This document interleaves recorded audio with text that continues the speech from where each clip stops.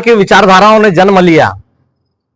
मैंने आपसे कहा था कि राम जी को गाली देना और सर तन से जुदा के नारे लगना, तब तक इन विचारों को पुष्ट करने के लिए कोई न कोई आत्मघाती, कोई न कोई आतंकी, कोई न कोई उसने हिंसा जरूर की है।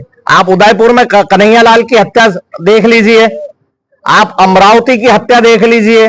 मतलब सर तन से जुदा का इन्होंने जो नारा दिया, उस नारे को सिद्ध करने का काम, उस विचारों को पुष्ट करने का काम किसी न किसी आतंकी ने, किसी न किसी इस देश के गद्दार ने किया।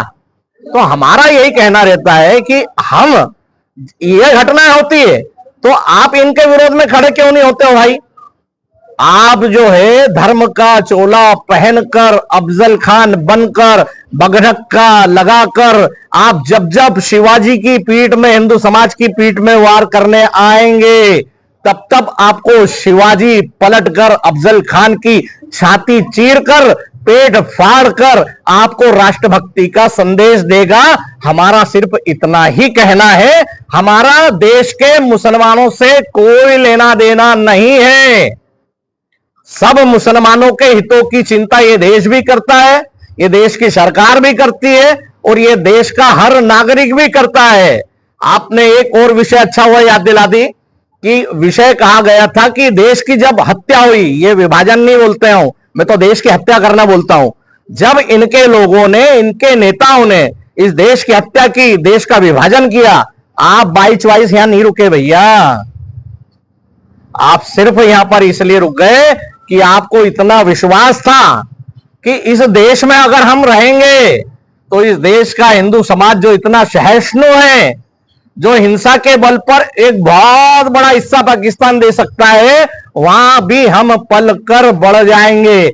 और हमने बड़ा मन करके आपको यह स्वीकार किया कि नहीं, आप हमारे भाई हैं, आपको हमने भाई मानकर यहां रोका, यहां जगह दी। नहीं तो वह देश जहां देश की हत्या करके आपने पाकिस्तान बनाया, बांग्लादेश बनाया, वहां जाके हिंदुओं की हालात तो देख लो क्या है।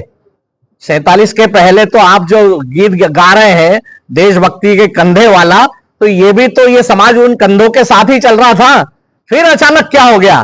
तो अचानक जो हुआ है, उन चीजों को भी आप पृष्ठ पर सामने लाए तो ही आप जो है असली होने के अधिकारी है। नहीं तो बहुत से लोग बोलते हैं कि जो मुहर्रम के जुलूस की जो मांग उठाई, ये बहुत सही उठाई है, और उनका जो कहना है मैं आपको कह के बताऊंगा ही नहीं, आपके समाज के बहुत से लोग हैं, इसलिए हमने मांग की थी कि ऐसे ऐसे स्थानों पर जहां पे देश तोड़ने वाली, राष्ट्र विरोधी, समाज को फाड़ने वाली और इस प्रकार की गतिविधियां हुई है, वहां मुहर्रम के जुलूस को प्रतिबंध लगाया जाना चाहिए।